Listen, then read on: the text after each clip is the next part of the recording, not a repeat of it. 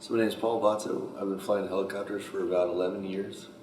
That has taken me from flying around the Washington, D.C. area, flying their Class Bravo airspace, in and around regional airliners, flying around. I think there was 4 different Bravo class airspace that were stacked on top of each other, through Montana and the high altitude flying in that state, up to 10 or 11,000 feet mountain flying, into North Dakota, where the biggest challenge of flying in that area was the intense winter weather conditions.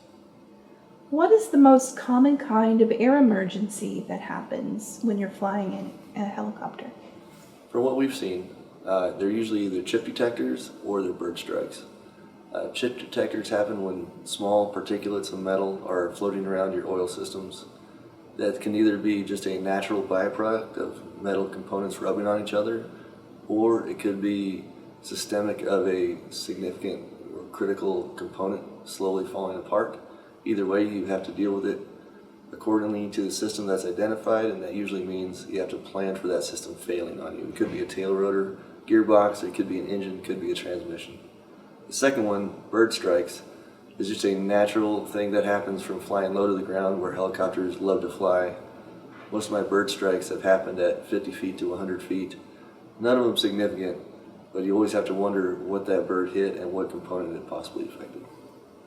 Do the pilots and the tower crew follow any SOPs, or do they respond to each emergency as unique and work with the pilot to find solutions on the spot? So a little bit of both. The pilots and air crew have an emergency procedure checklist that they always follow.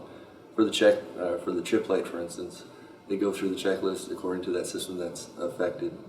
Where the tower, they have a standard operating procedure of how they react to aircraft initiating an emergency in flight.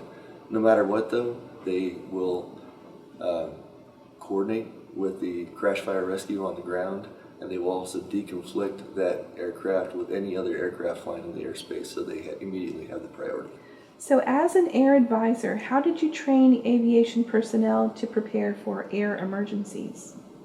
As an air advisor, we basically trained how we did CONUS, where every time we briefed, we covered a different emergency procedure. And then as we flew, periodically we'd do an emergency procedure flight where we'd go through single engine procedures, auto rotations, and things like that. So we were always ready and had the procedures fresh in our minds. So how did you share real-world experience with your aviation personnel? So as real-world events happened, we take the time to brief with our crews and kind of go with our own crews of how we would react to those experiences if it happened to us. And then there was always information sharing going across Afghanistan, so when bad things happen, again, it's just storytelling kind of thing, and sharing other people's experiences and lessons learned, so you didn't have to learn it the hard way. What are some examples of air emergencies that you've experienced? We were flying through Idaho, and an unforecasted snowstorm came down around us. We found ourselves in a bowl in the mountains. Basically, all the ridge lines were covered in snow and descending clouds. There were 3 airports outside the bowl, but we could not get to any of the airports. And so with a diminishing fuel supply, we had to figure out where we were going to land. Initially, we were going to land on an ice-covered highway, but we were pretty sure that a semi was going to take out our helicopter if we decided to land there. Next, we decided to land on a snowmobile track. We actually punched through the snowmobile track. There was about 3 or 4 feet of snow on the ground at the time. And so we had to pick back up, or else we were going to put the tail rotor in the snow.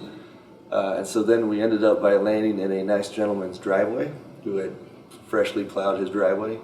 And that's where the helicopter stayed for 4 days in the beautiful mountains of Idaho. We de-iced the aircraft every day, waiting for weather to get good enough for us to leave that driveway. Amazing town, by the way, very nice people. But on the way back, we lost our primary hydraulic pump, we fried our primary inverter, we broke the co-pilot's window, and we flew in weather that was on the bottom end of the helicopter's operating limits. And none of that was as stressing as that unforecasted snowstorm that trapped us in the bowl in the first place.